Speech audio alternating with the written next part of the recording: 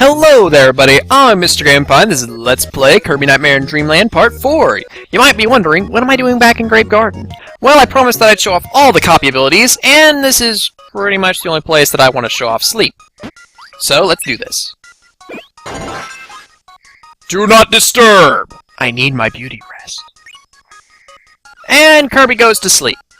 It's more of a handicap than an actual copy ability, but there it is.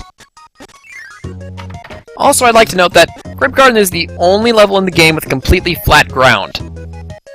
There's lots of platforms in the air, since it is kind of the air world, but you know. Alright, and so here's a warp area. Once you beat a world, the warp star point will be available in it. Though sometimes it will be a room that you need to unlock by using a switch. I don't know why they would resign that to a switch unlocking area. It seems kind of random, but whatever. Alright, here's the stone ability, and if I recall it correctly, you're going to want to keep this. That's why they keep it in a secret room. Yes, we're definitely going to want to keep this. Oh. Ah, no. Oh no. Oh no. No. No, no, no, no! Come back! Come back! No! Ah. I hate it when that happens. Yeah, that room, there, in the center. You're gonna need the stone ability from that. I'll be back here whenever I beat the level. Like, immediately. So, there's the first time that I've missed getting a switch or something on the first try. But I got the tornado ability, so can I really complain? Yes, I can complain. I am angry at myself. Oh, this is an excellent time to show this off. This is how you get these guys. You can't attack the Poppin' Bro whenever it's riding the maximum tomato. You have to inhale it. Specifically. I guess, using the throw ability might work. Maybe. But probably not. It's a good thing the level is so short.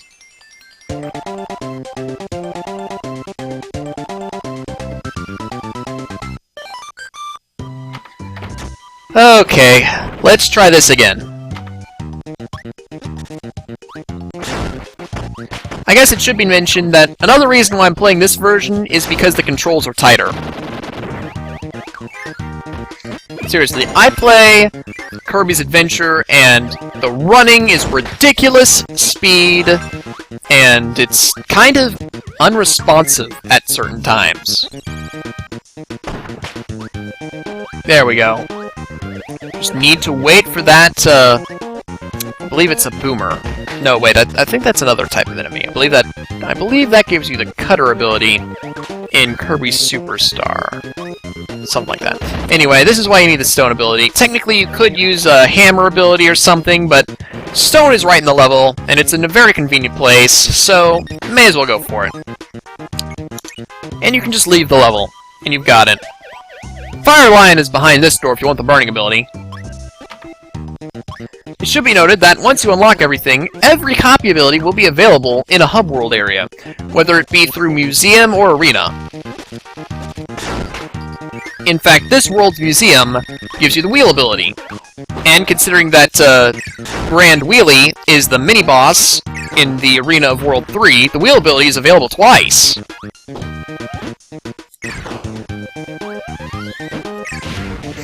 Okay, hammer time! And you're gonna want this hammer. For this iron block.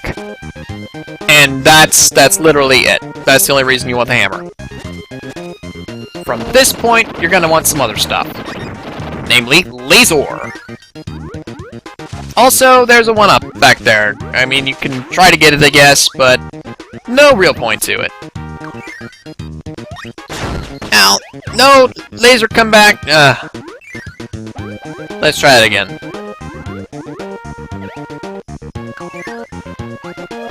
There we go. Now, it should be noted that this game has a mode called Meta Nightmare, where you play as Meta Knight. And Meta Knight's sword can turn on fuses and stuff. But this is the most annoying fuse this Meta Knight. As Kirby, not too bad. Just shoot a laser at the angle, it hits the wire and stuff. And that's why I mentioned earlier in the Let's Play that laser has a fire element on it.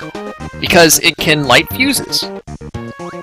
That's literally the only point of it having a fire element on it. And that particular fuse that I just lit, is pretty much the only time that you're going to use it to light a fuse. I suppose there is one point later in the game, well, not too much later, like later in this world, that you could potentially use it, but yeah, that's about it. Scarfies in this room have an awful habit of landing right where you're standing. Also, firing laser. Really annoying. There we go.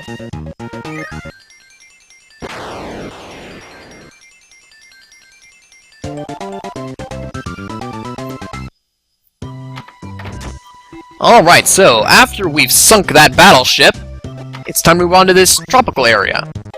Orange Ocean is a great world in this game. I mean, just an ocean filled with orange juice. That is so pop star right there.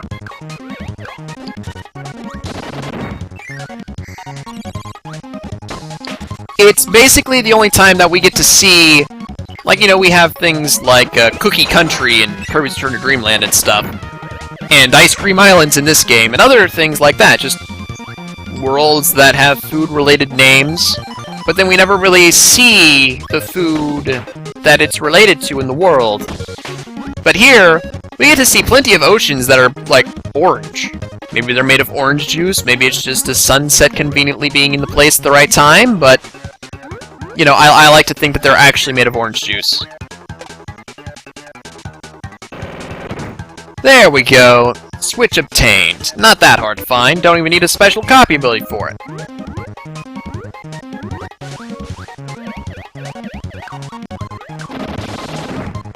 Alright, just pass up this Gordo, and then there's a Boomer over there. And yeah, we're moving on. Not getting oh wait, I should have gotten Parasol. Yeah, this game does a great job of making certain copy abilities specifically designed for rooms. And that was a Parasol room right there. I went through that room without getting too much damage, surprisingly. But it can be quite difficult if you don't have the Parasol ability. And in places where Parasol is specifically designed to be used, Parasol is useful. In other places, not so much. So the theme of this world radically changes at this point, where it becomes an ice area, all of a sudden. And the game sort of stays as an icy theme for the rest of the game. Oh, sure, there are some indoor parts and stuff like that, but it's pretty much just ice. Let's get the Needle ability. It has a longer range. That is one thing about the Freeze ability, is that out of the shield abilities, it has the shortest range of them all. Let's get this guy. Get Crash, because, I don't know, maybe I'll find a reason to use it. That isn't a Scarfy.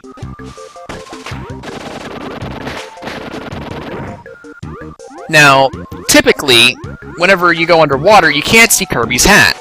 But with Crash, it's one of the few times that you can see his hat, which is to say he is still flashing. Oh wait, I'm gonna need the fire ability, never mind. Looks like I wasted that Crash. But yeah, out of all the fuses that are required to get 100%, this is the worst one. If you can do this fuse, you can get 100% with fuses. Come on. Almost there. There we go.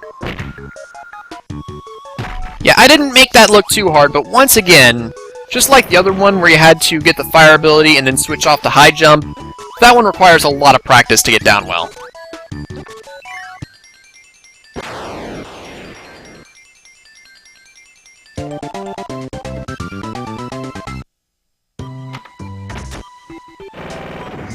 Now this next level, I'm gonna go over here and fight Fire Lion, because to get the switch in this level, you need burning.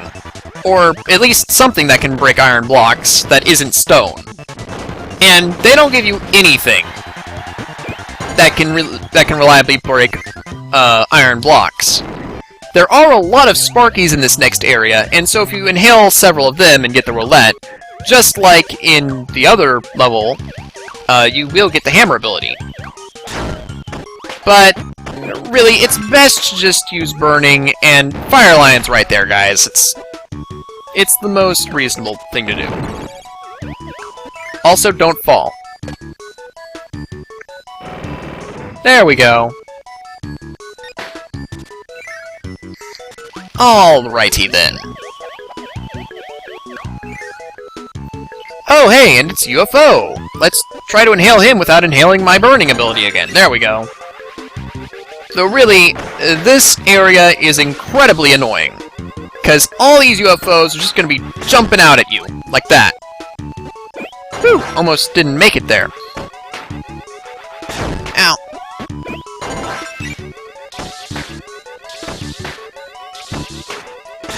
Ay, ay, ay, just look at that. They're just suicide bombing you.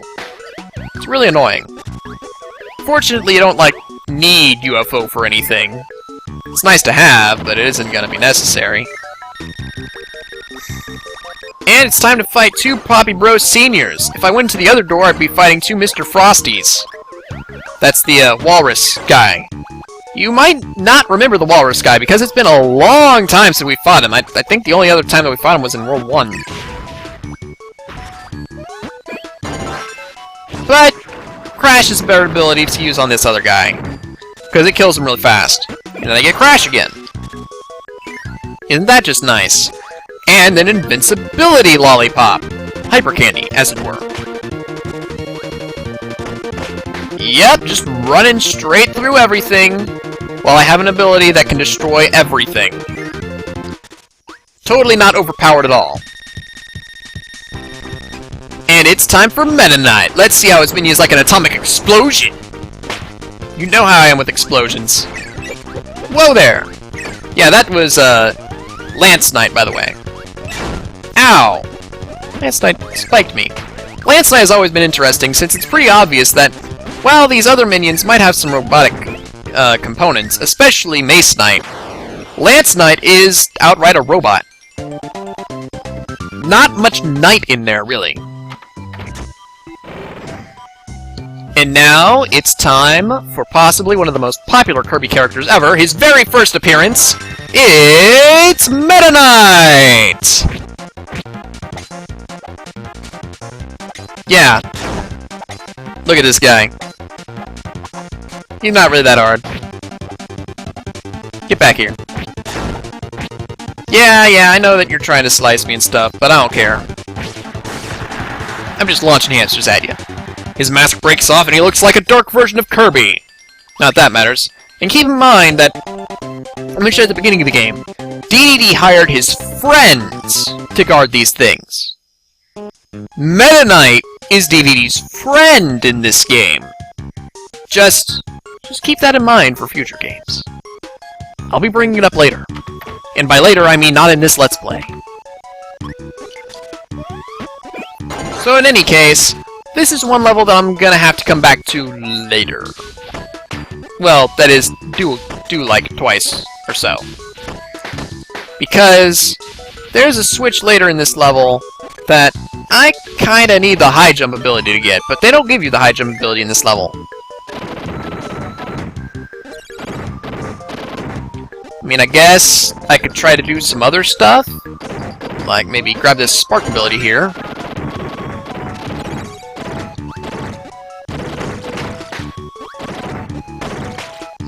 Yeah, go down here.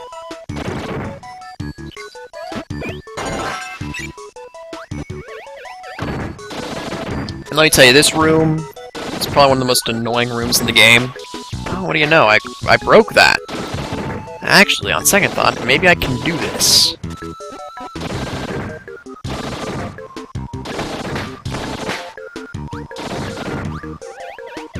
Yeah, here we go. Alright, yeah, never mind, I can do this. I am perfectly capable of doing this.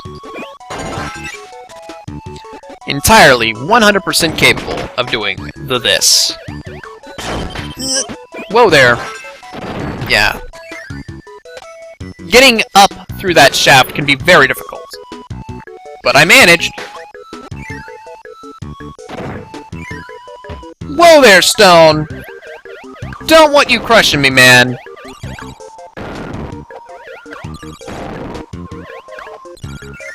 There we go. Just ignore all the enemies and just fly right over everything. Because that's how you roll when you're Kirby. You don't need to put up with all the enemies. Just float past them. Alright, and here we go. It's time for possibly one of the most well-known areas of the game. It's the mini-boss rush! By going into the top entrance, I won't fight as many mini-bosses, but they will be significantly more difficult. Or at least faster. And being faster makes them harder, so yeah, significantly more difficult. Anyway, here we have Bonkers. He's in green. That's cool, I guess. I just lost my ability. Or rather, I lost his ability. And it's Fun! Oh! Yeah, he just grabbed me. That's totally something that he did. And I can't exactly use the Fireball ability on him whenever he's rolling around. And jumping over him is, like, not gonna happen. Because he's going at the speed of sound, suckers! Oh, wait, that was bad. Here, let's just fly around a little bit. Yes, good. Whoa!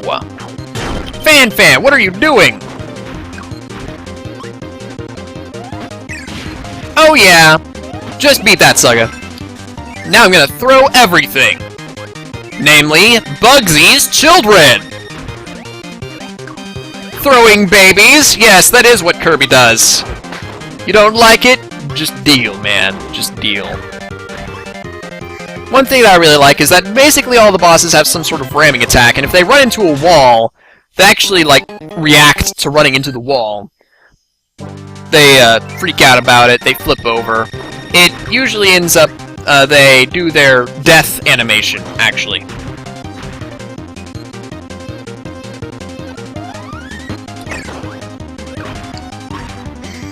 But yeah, super fast Bugsy, really annoying.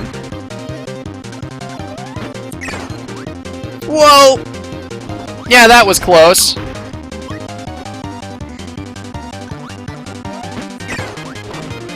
Fortunately, Bugsy's children don't block your stars. If they did, that would make this guy nigh impossible. In any case, it's Backdrop! And now it's time for Fire Lion, who they seem to think is really tough or something. I don't know. I mean, I guess he's kind of hard, but not really. What you gonna do? What you gonna do? Oh yeah, you gotta do that.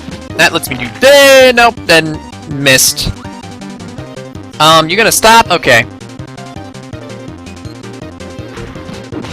Boo! And back to burning again. We've come full circle, everybody. And by going the top path, I get all these 1-ups. Isn't that just beautiful? It is, by the way. And we are now exiting Mini-Boss Tower.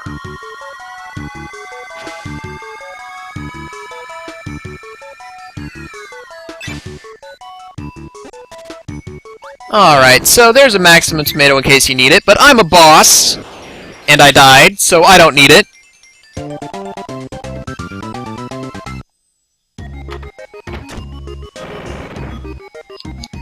And that's we're on to World 3. By the way, in Orange Ocean, only the first world didn't have a secret. In Rainbow Resort right here, only the first level does have a secret. So that's rather interesting. Now this is one of the few levels that I would outright recommend having Sword, since close combat is kind of valued in an area that's so narrow. Getting Cutter is not recommended. A long-range attack in a place this narrow? Yeah, that's not going to work out too well at all.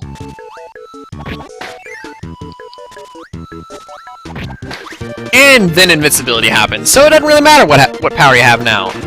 Except I guess if you have the wheel. But then invincibility wouldn't matter. Alright, so if you take out this Shotso and allow him to have a chance at shooting you, you get a 1-up. And if you let these shotzos shoot at you, you can have some maximum tomatoes and stuff and get another one up. And that was way too early.